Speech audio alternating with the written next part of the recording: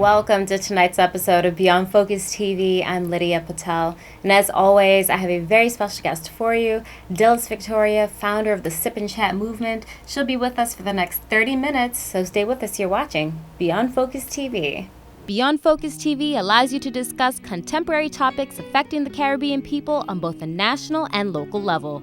The show features informed guests who offer insight, debate, and evaluate various issues. Beyond Focus TV builds on the station's mission to provide useful information to the Caribbean people in New York and abroad. Beyond Focus TV, where our viewing audience can get educated, informed, and empowered. Welcome back. You're watching Beyond Focus TV. I'm Lydia Patel. And like I said, I have a very special guest for you. No stranger to our studios, Miss Dhylles Victoria. Hey. Founder of the Sip and Chat movement. She's with us tonight yet again. It's great to have you as always. Oh, it's great to be back. Thank you guys for having me again. Well, it's lovely. A couple things have changed in your life that we'll kind of get to in the last 2 years. Yes, you look fantastic. I love the look, but we'll cover all that in a little bit. But for those of you who may not know and who may be a new viewer, just kind of introduce to the crowd, who is Dhylles Victoria? Dhylles Victoria is a certified life coach, a motivational speaker, self-published author. I am the host of the Sip and Chat movement, which are empowerment events, which are fun therapy sessions that I host.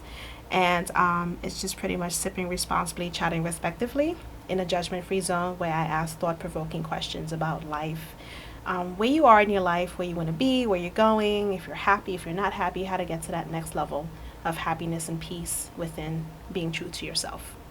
Wow, that's a lot. That's actually a lot. But I mean, when you think about it, life coaching can be a useful tool. How do you, for yourself, where do you turn when you find yourself kind of in a situation and could use some inspiration? I actually have a therapist. Very nice. I have a therapist. She's amazing. I've been with her for 10 years off and on. So she's seen the different transitions of Dhylles, who she was and who she is and who she's becoming, because I'm always in transition. So I have a therapist and I have a good support system. So a lot of my friends and family, it's all no judgment. So when it comes to them with something, they're able to help or not, or they're just there to listen. Sometimes you just need an ear to just listen. That's very true, and especially with our community, I find there is still a little bit of a stigma about therapy. Yeah, I know. And therapy is not a negative thing. Not. I don't know why they rather turn to their best friend or someone who's, I don't want to say trained, right, but who could be impartial to the situation. And sometimes your friends and family could be your worst person to go to for situations. Especially when they don't know what's going on and their situation is completely different from yours. So what can you possibly tell me? So from your personal experience, have you experienced any of those things? When you said within about 10 years you've had a therapist off and on. So how was that first when you told some of your closest people, I'm going to therapy? They're probably like, for what? Yeah, exactly. What do you need a therapist for? She has no experience. She doesn't know you. But it's wasting your money. You're wasting your money. For me, it was important to go with someone who was a complete stranger, because there was no judgment, like I said. And furthermore, she's a professional. She's been doing this for a very long time. And I did my research before I decided to go to her. And a lot of her clients said amazing things that resonated with my soul. So that's what I went with. I always go with how my soul and my spirit feels with something. And it felt right. So is that something you would suggest to others? When do you think would be a good time to make that decision? Hey, I may need a therapist. I think when you're going through something or some things and you are constantly thinking about that thing, or you're having suicidal thoughts, or you're very depressed, or you're going through anxiety and panic attacks and things like that, and it's to the point where you can't control it, then you need to seek help somewhere, somehow. You need to seek help, because at that point you don't know what your triggers are. That's true. So you got to figure out what your triggers are. You have to figure out where it's coming from. It's just different things. So I think with therapy, they can actually help you pinpoint those triggers, and they can take you back or take you forward, or you can be in the middle of where you are in life and all that kind of stuff there. So that's when I think. So how has this actually helped you in your career path? It helped me realize that I'm human. I'm not perfect. It helped me realize that I was created for something bigger than myself. And it helped me realize that all of the abuse, the trials, the tribulations, the obstacles that I've endured in life was not in vain, that those things were supposed to happen to me in order for me to be able to help other people as a life coach and motivational speaker, because I'm relatable. I understand what you're going through. I know the symptoms. I know how you feel, all that stuff. And you want someone that's able to say, okay, well, I've been through A to Z, so I know exactly what you feel and what you're going through, and it's going to be okay. So I went from point A to point Z. I'm still strong, I'm still resilient, I'm still powerful, I'm still beautiful, I'm still amazing, I'm still all those things. So I didn't allow what happened to me to not let me exist, but to help me live life. And that's the goal, to live life to the fullest and just create the happiness and create all the opportunities for yourself. So that's what I bring when I do Sip and Chat. Of course. And of course, one of the main things is to also let people know that you've been through it, so you know what it is, and it doesn't mean that you don't have bad days. Oh, no. It doesn't mean that you still don't feel pain just because you're a life coach. I've heard some people be like, well, they feel they're better than everybody. They're telling people what to do. And I'm like, no, I don't think so. I don't think that's the goal, to be condescending or to point fingers. It's really to, sometimes you need to hear what it's not, change is never a pleasant thing. It's not. When it's done to yourself. Right. Or by you. Right. So it's different. I always put out a disclaimer whenever I do Sip and Chat or I speak or coach. I tell people, first of all, I'm human. Second of all, I've been through some crap. Third of all, I don't have everything together. And fourth of all, I don't have the answers. But what I can tell you is that by the time we finish, you're going to want to go conquer your life and conquer your world. And you're going to be a better person for yourself. Not for me, for anybody else, but for yourself. So respect yourself enough to love yourself, to give yourself the utmost integrity, to make a commitment to yourself to do better. When you know that saying, when you know better, you do better, to do better. Great. Starts so with you. When did the Sip and Chat movement officially start? Sip and Chat started October 2013. And I was on Facebook scrolling and looking at all the holiday stuff, sip and shop, sip and shop, sip and shop. And I'm like, if I go to another one of these damn things and buy another lipstick or pairings I don't need, I'm a scream. And universe, God was just like, Sip and Chat. So I said, okay, well, since I'm a life coach, motivational speaker, I love hosting events, I like event planning, let me just put all those things into one thing. And Sip and Chat movement was born. Tell us about your very first Sip and Chat episode. How was that for you? Because I know you remember it. Yeah.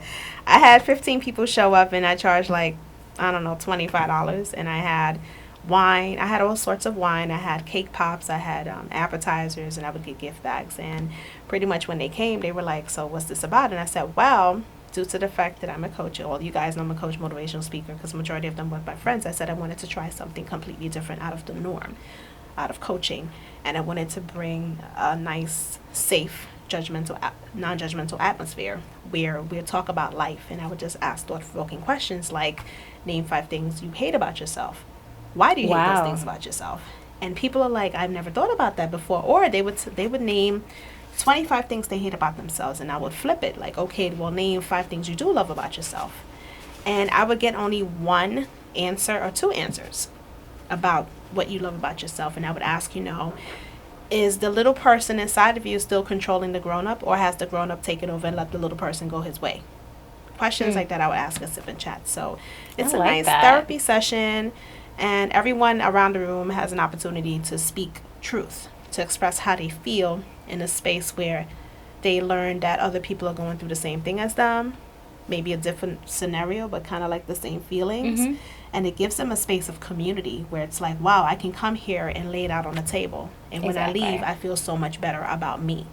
That's awesome. So it's just something very authentic that I came up with. Well, hold that thought. We'll take a quick break. We'll be right back. You're watching Beyond Focus TV. Stay with us.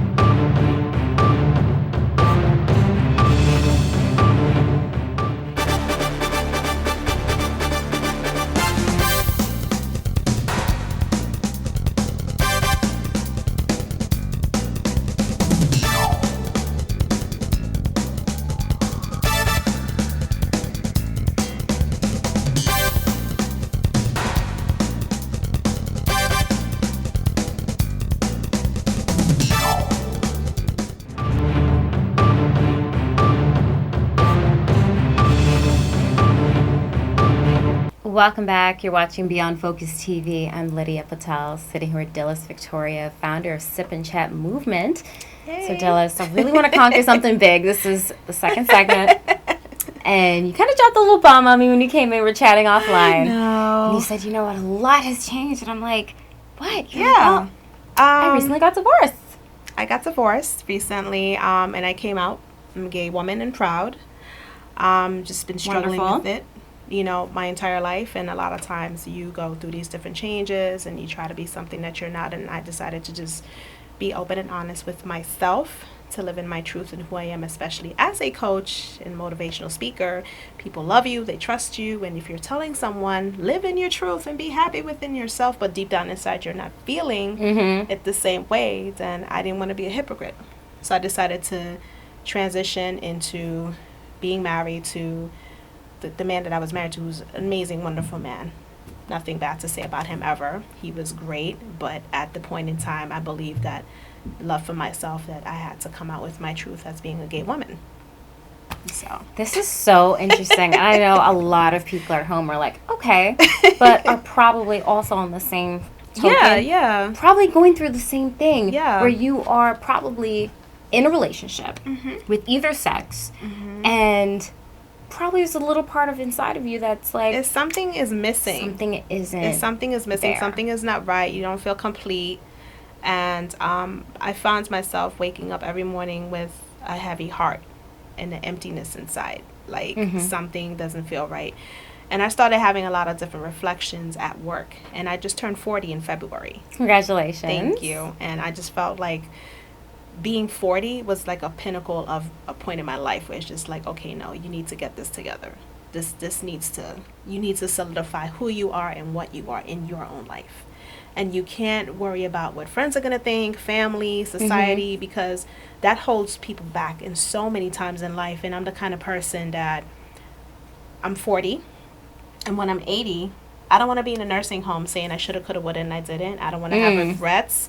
I don't want to torture myself in that aspect. So I look at 80-year-old Dhylles and 40-year-old Dhylles, and I say to myself, at 40, I want to create happiness. I want to be able to just be complete, mind, body, heart, spirit, soul, in being a human being, but also being a woman and being a gay woman.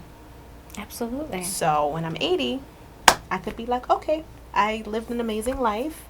I was true to myself. I didn't worry about what people thought of me.